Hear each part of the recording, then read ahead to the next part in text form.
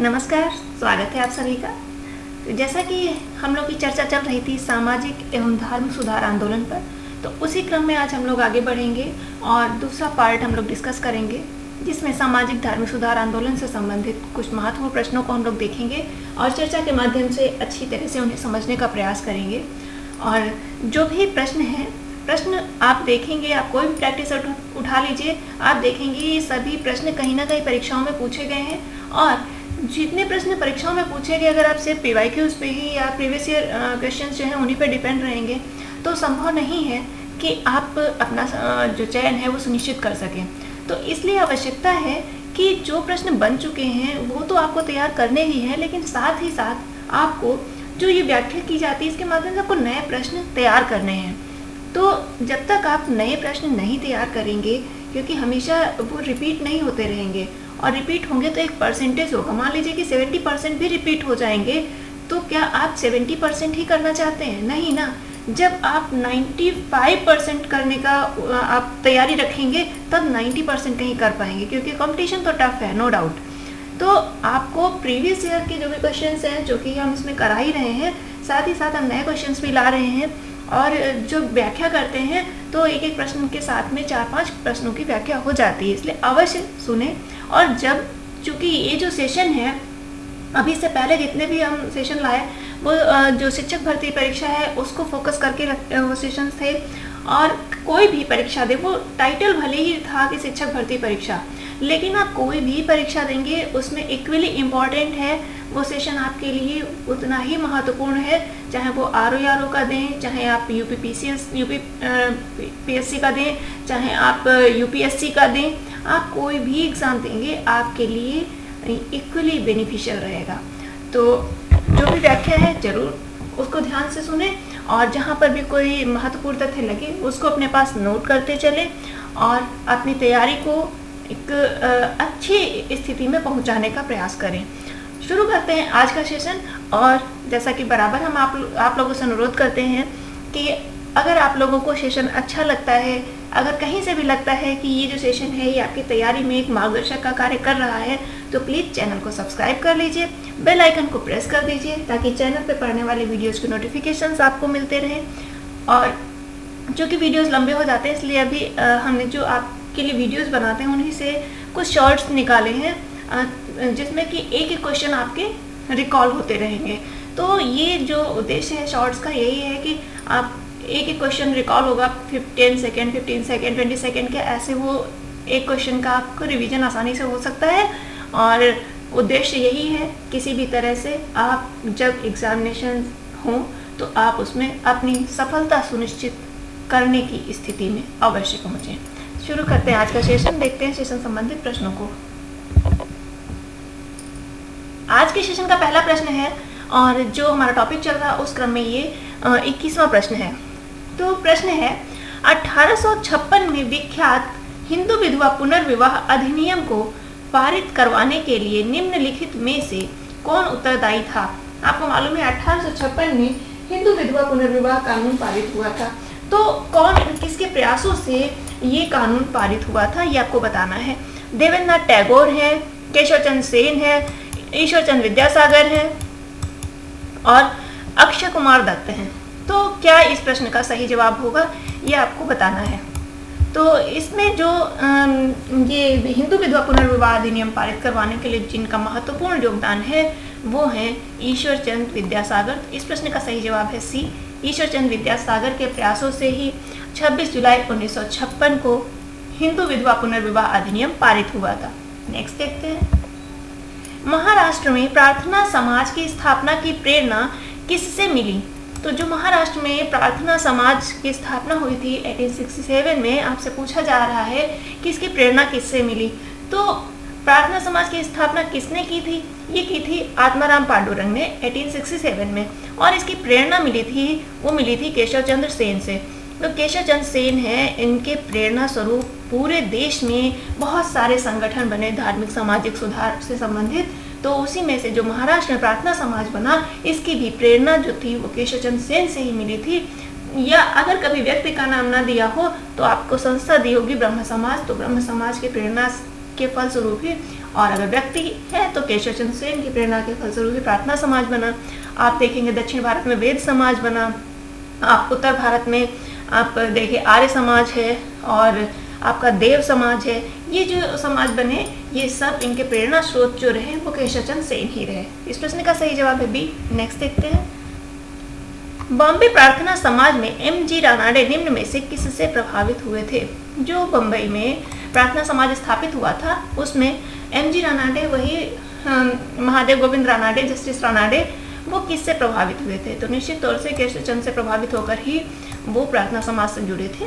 तो इस प्रश्न का सही जवाब है बी। नेक्स्ट देखते हैं, प्रार्थना समाज प्रारंभ किया था। तो प्रार्थना समाज किसके द्वारा प्रारंभ किया गया था? अभी आपसे चर्चा की, आत्माराम पांडुरंग के द्वारा ये प्रारंभ किया गया था 1867 में। फिर आगे चल करके 1870 में इसमें जस्टिस रानाडे, महादेव गोविंद रानाडे जुड़ जाते हैं और उनके नेतृत्व में बहुत अच्छे से ये कार्य करता है प्रार्थना समाज।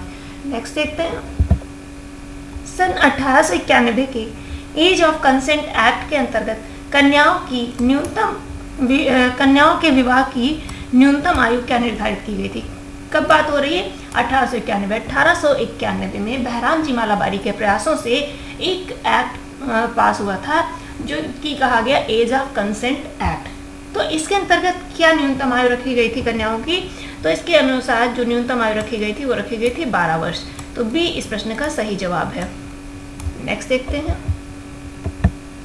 ब्रह्म समाज के संस्थापक हैं। ब्रह्म समाज सामाजिक धार्मिक सुधार आंदोलन की जब हम शुरुआत करते हैं तो उसमें जो सबसे पहला संगठन व्यापक तौर पर कार्य करता हुआ दिखाई देता है वो संगठन है ब्रह्म समाज।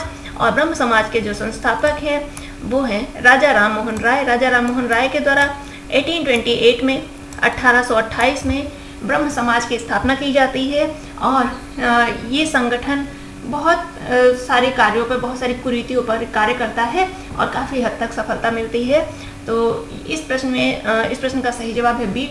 और इसी के प्रभाव के फलस्वरूप ही सती प्रथा, जो कि बहुत बड़ी कुरीति एक व्याप्त थी, वो सती प्रथा एक्ट बनता है और सती पर बैन लगता है। तो ब्रह्म समाज के संस्थापक कौन है? राजा राम मोहन राय। कब हुई थी स्थापना? 1828 में। नेक्स्ट देखते हैं, दक्षिणेश्वर संबंधित है। एक शब्द दिया गया है दक्षिणेश्वर, तो बताना है कि दक्षिणेश्वर किससे संबंधित है। तो दक्षिणेश्वर महर्षि दयानंद है, रविन्द्रनाथ टैगोर है, रामकृष्ण परमहंस है, अरविंदो है। तो दक्षिणेश्वर किससे संबंधित? दक्षिणेश्वर संबंधित है रामकृष्ण परमहंस से। इस प्रश्न का सही जवाब है सी। नेक्स्ट देखते हैं, आदि ब्रह्म समाज के संस्थापक हैं। जब ब्रह्म समाज की स्थापना हुई 1828 में, तो आगे चल करके उस ब्रह्म समाज में जब राजा राम मोहन राय की मृत्यु हो जाती है तो उसका जो नेतृत्व संभाला वो संभाला देवेंद्रनाथ टैगोर ने।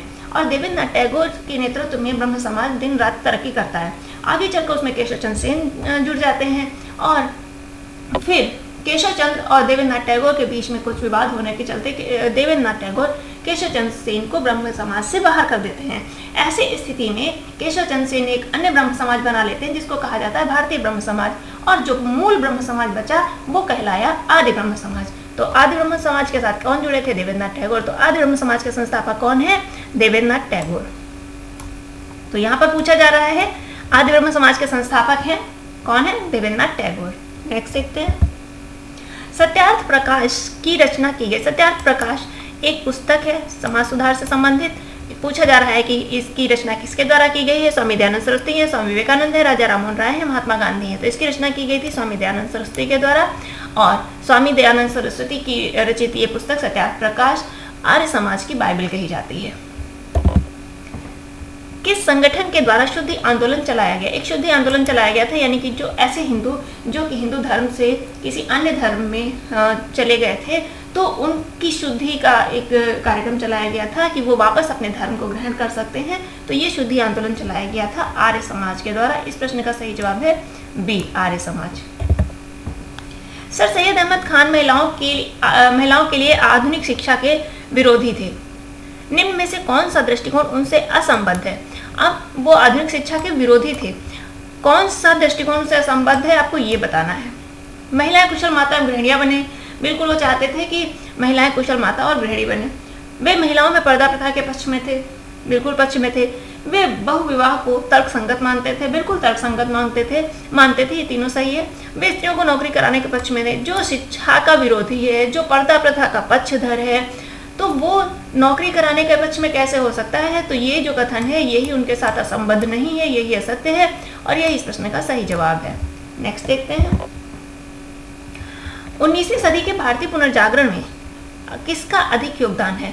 अब यहाँ पे पूछा जा रहा है जो 19वीं सदी में भारत में पुनर्जागरण हुआ तो उसमें सबसे ज़्यादा योगदान किसका है? पश्चिमी शिक्षा है, पश्चिमी व्यापार है, पश्चिमी उपनिवेशवाद है या ईसाईयत है?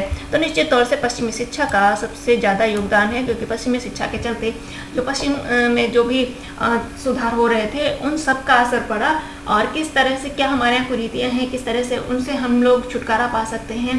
तो ये अगर सबसे ज़्यादा योगदान किसी चीज़ का रहा है तो पश्चिमी शिक्षा का रहा है। इस प्रश्न का सही जवाब है ए। नेक्स्ट देखते हैं, भारत में पहली एशियाटिक सोसाइटी की स्थापना हुई थी।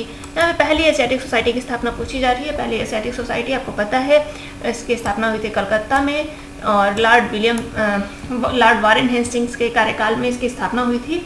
और एशियाटिक सोसाइटी का मुख्य कार्य क्या था? इसमें जो भी भारतीय धार्मिक ग्रंथ थे उन ग्रंथों का अनुवाद किया जा रहा था, कि अनुवाद करके भारत में जो भी नियम कानून है उन सब चीज़ों को समझ सके ताकि भारत में अंग्रेजों को शासन करने में सुविधा हो सके। तो पहली जो एशियाटिक सोसाइटी थी कलकत्ता में स्थापित हुई, इसके बाद में मुंबई में स्थापित हुई है, उसके बाद में लंदन में स्थापित हुई। यहाँ पे पहली एशियाटिक सोसाइटी पूछी जा रही है कहाँ स्थापित हुई? कलकत्ता में। नेक्स्ट देखते हैं, भारतीय सांस्कृतिक पुनर्जागरण की मुख्य विशेषता थी। जो भारत में सांस्कृतिक पुनर्जागरण हुआ उसकी क्या मुख्य विशेषता थी?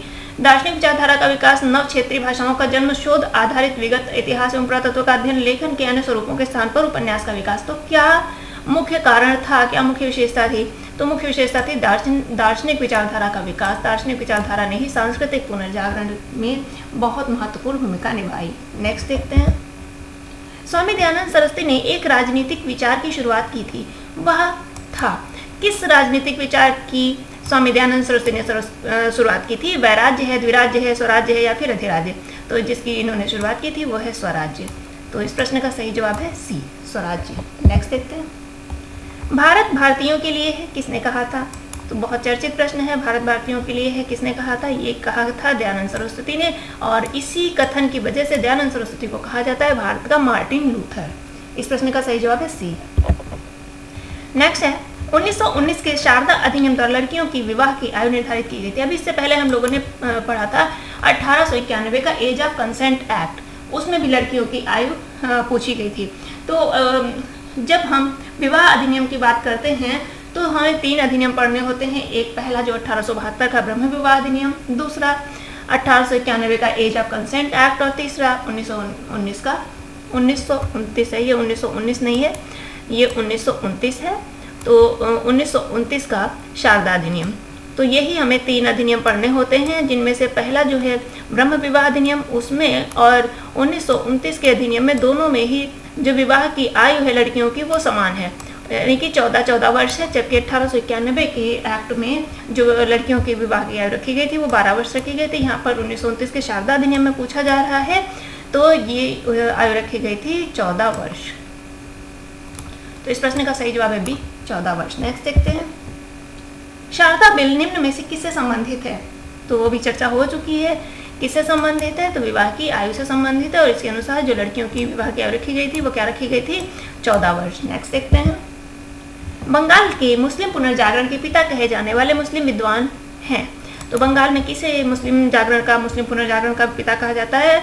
ये कहा जाता है अब्दुल लतीफ को। इस प्रश्न का सही जवाब है बी। नेक्स्ट देखते हैं, स्वामी दयानंद सरस्वती ने आर्य समाज की स्थापना की थी, किस स्थान पर की थी ये पूछा जा रहा है। तो स्वामी दयानंद सरस्वती ने आर्य समाज की स्थापना की थी बम्बई में।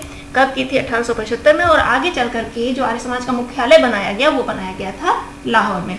तो इस प्रश्न का सही जवाब है ए। नेक्स्ट देखते हैं, आज के सेशन में बस इतने ही प्रश्नों पर हम लोग चर्चा करेंगे और आगे जो प्रश्न है वो हम लोग अगले सेशन में देखेंगे। तो कैसा लगा सेशन अवश्य बताइएगा और प्लीज़ चैनल को सब्सक्राइब कर लीजिए। थोड़ा सा जब सब्सक्राइबर्स बढ़ जाते हैं, आप लोग लाइक करते हैं, कमेंट करते हैं तो मनोबल बढ़ता है निश्चित तौर से, और कुछ और अच्छा करने का मन करता है। तो थोड़ा सा आप लोग सहयोग करें और हम तो अपनी तरफ से आपके लिए पूरा प्रयास कर रहे हैं कि आपकी सफलता सुनिश्चित कराने में हमारा जितना भी योगदान हो सकता है वो हम अपना 100% देने का प्रयास करेंगे। तो मिलते हैं अगले सेशन में, तब तक के लिए आप सभी को बहुत बहुत धन्यवाद। Thank you.